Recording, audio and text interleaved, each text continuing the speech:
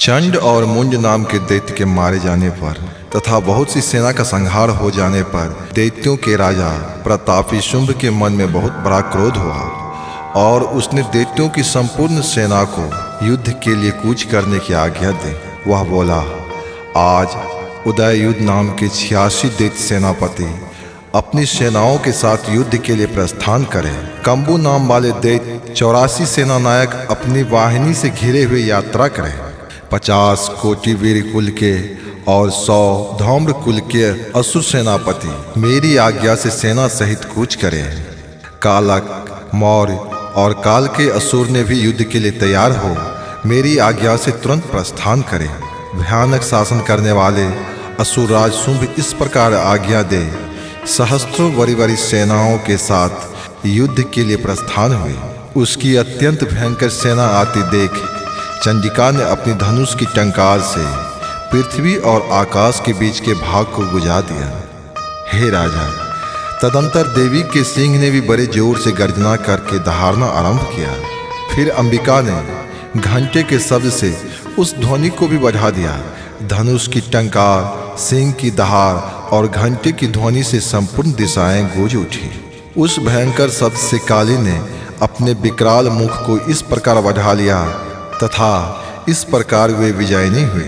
उस तमुल नाद को सुनकर दैत्य की सेनाओं ने चारों ओर से आकर चंडिका देवी को तथा सिंह को, काली देवी को क्रोधपूर्वक घेर लिया। हे राजन, इसी बीच में असुरों के विनाश तथा देवताओं के अभ्युदय के लिए ब्रह्मा, शिव, कार्तिकेय, विष्णु तथा इंद्र आदि देवताओं की शक्तियाँ जो अत्यंत पराक्रम और बल से संपन्न थी, उनके शरीर से निकलकर उन्हीं के रूप में चंडिका देवी के पास आ गए। जिस देवता का जैसा रूप, जैसी वेशभूषा और जैसा वाहन है, ठीक वैसा ही साधनों से संपन्न हो उनकी शक्तियां असुरों से युद्ध करने के लिए आई। सबसे पहले हंस युक्त विमान पर बैठी हुई अक्षसूत्र और कमंडलू से सुशोभित ब्रह्मा जी की शक्ति उपस्थित हुई, जिसे ब्रह्मानी कहते हैं। महादेव जी की शक्ति वृषभ पर आरूढ़ हो हाथों में श्रेष्ठ त्रिशूल धारण किए, महानाग का कनक पहने, मस्तक में चंद्र रेखा से विभूषित हो वहां आ पहुंची।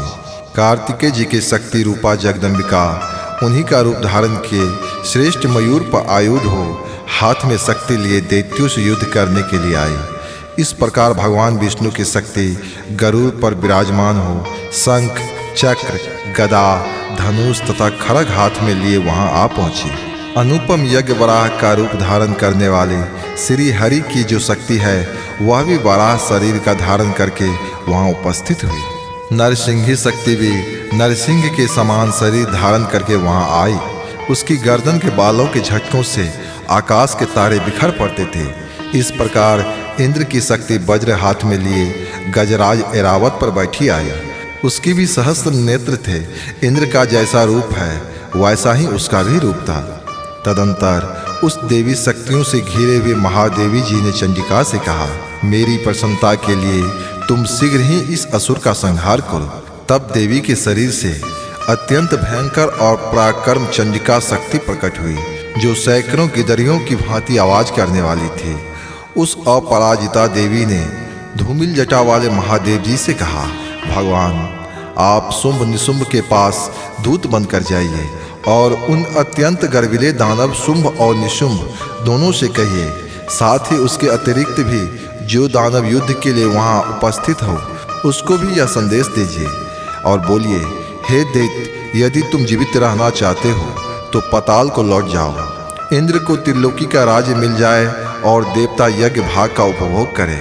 यदि बल के घमंड में आकर तुम युद्ध की अभिलाषा रखते हो तो आओ, मेरी सेविकाएं तुम्हें कच्चे मांस तृप्त करेंगे।